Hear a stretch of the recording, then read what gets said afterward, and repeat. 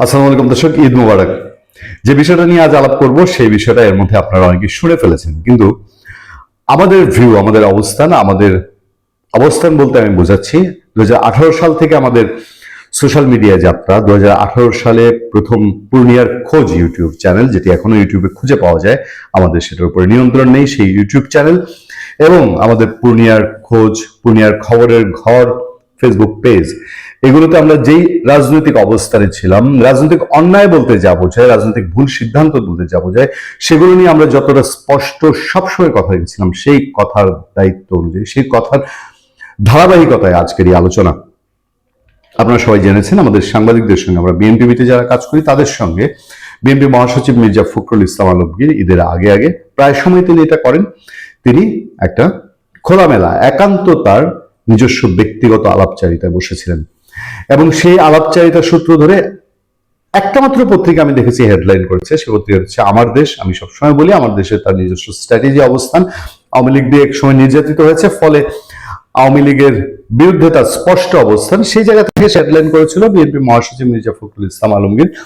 তিনি বলেছেন যে আওয়ামী লীগ নিষিদ্ধ আছে, নিষিদ্ধ থাকবে, অন্যান্য রাজনীতি করছে, অন্যান্যদের রাজনীতি, অন্যান্য কার্যক্রম চালাচ্ছে, কার্যক্রম চালাতে পারবে। অন্য কোনো পত্রিকা সেই অর্থে ঠিক এই জিনিসটিকে পিক করেনি, কিন্তু কথার কারণ হচ্ছে কথার ধরনে তার একটা ভিন্ন বিষয় ছিল। এটা কি সরকারি সিদ্ধান্ত, এটা কি দলীয় সিদ্ধান্ত, এটা কি তারেক রহমানের সিদ্ধান্ত, সেই ব্যাপারটা তার বলার ঢঙে ঠিক পরিষ্কার হচ্ছিল না যে ঠিক কতদিন ধরে, কতদিনের জন্য আওয়ামী লীগ নিষিদ্ধ থাকবে। মির্জা ফখরুল ইসলাম আলমগীর বেশ অন্য কিছু বিষয়ে কথা বলেছেন। আমরা পরে তার যে ভিডিও সাক্ষাৎকার, সেটা থেকেও একাধিকবার চেক করেছি। হ্যাঁ, তিনি কথাটা বলেছেন, এভাবে বলেছেন যে আওয়ামী লীগ তো নিষিদ্ধ থাকবে।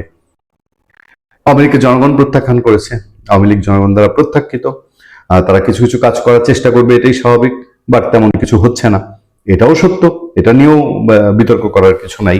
আওয়ামী লীগ এখন পর্যন্ত মাঠে আলোড়ন তোলার মতন তার কোনো অবস্থান তৈরি হয়নি। কিন্তু প্রথম কথা হচ্ছে, আমরা সরকারের সিদ্ধান্ত সম্পর্কে এখনই জানতে পারছি কিনা। হ্যাঁ, বিএনপির মধ্যে একটা রাগ, ক্ষোভ, জিদ, ঘৃণা রয়ে গেছে। সেই ঘৃণার বলে আওয়ামী লীগ নিষিদ্ধ থাকলে তার জন্য কতটা সুবিধা, রাজনৈতিক দূরদর্শিতার দিক থেকে চিন্তা করলে সেই আলাপ নিশ্চয়ই আসতেই পারে।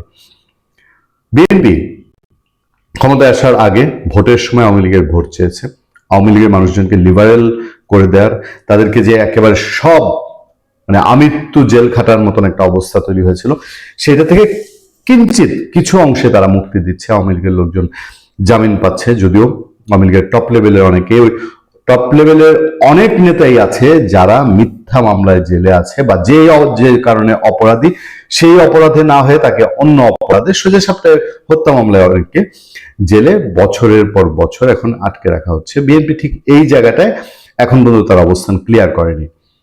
ফলে সেই যে বিএনপি তারেক রহমানের অবস্থান, এখন যেটা বলেছিলেন, তারা কোনো নিষিদ্ধ রাজনীতিতে তারা বিশ্বাস করেন না, এই বিষয়টা আস্তে আস্তে প্রশ্ন ওঠা শুরু করেছে। তিনি কি তখন শুধু ইলেকশনের জন্য বলেছেন?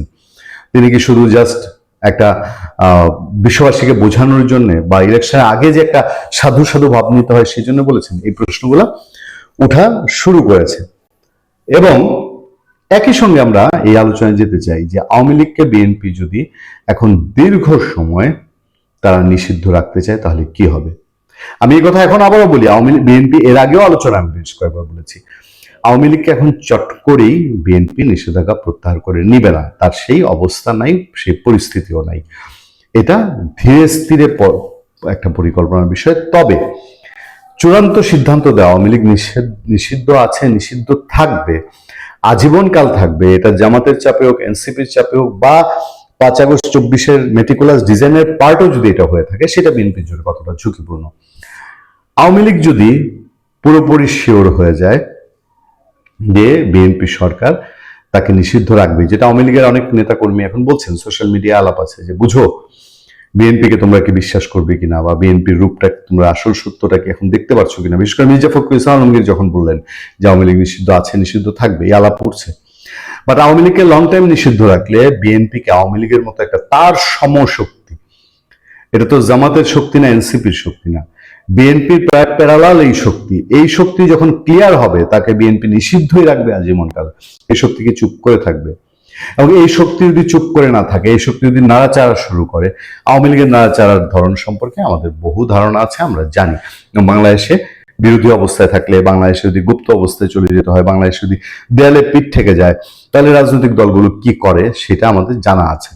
আওয়ামী লীগ এমন কোনো সংগঠন না, বিএনপি 5 বছর দেশ চালালে পরেই আওয়ামী লীগ ভ্যানিশ হয়ে যাবে, সেটা হওয়ার কোনো কারণ নেই। আওয়ামী লীগ খুব দ্রুত সময়েই তাকে গোছানোর মতো তার সেই সাংগঠনিক অবস্থাটা এবং সেই জনসমর্থন রয়েছে। ফলে BNP long time Awami League নিষিদ্ধ থাকবে এরকম যদি কোনো সিদ্ধান্ত প্রকাশ করে দেয়, সেটা বিএনপির জন্য হবে সাংঘাতিক রকম ঝুঁকিপূর্ণ একটা সিদ্ধান্ত। সেই ক্ষেত্রে জামাত এবং এনসিপি যেরকম তককে তককে আছে, খাইলেই গিলিব বিএনপিকে, সেই খাইলেও গিলিব বিএনপির মুডের মধ্যে সে আওয়ামী লীগের বিপক্ষে বিএনপিকে ব্যবহার করতে পারলেও আওয়ামী লীগ একটা অস্বস্তিকর পরিস্থিতি দেশে তৈরি করলে, বা তার নিষিদ্ধ অবস্থায় সে যদি নাড়াচাড়া তৈরি করে, তাহলে তারেক রহমানের যে কাঙ্ক্ষিত রাষ্ট্ররূপ, বা তারেক রহমান এখন রাষ্ট্রীয় সিদ্ধান্তের ক্ষেত্রে যেই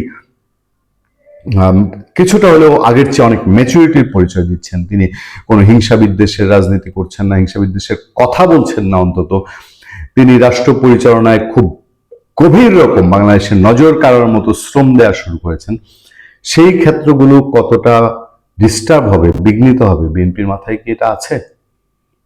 ভালো থাকবেন, সুস্থ থাকবেন। আপনার সাথে আমি আতিক রহমান, পূর্ণিয়া।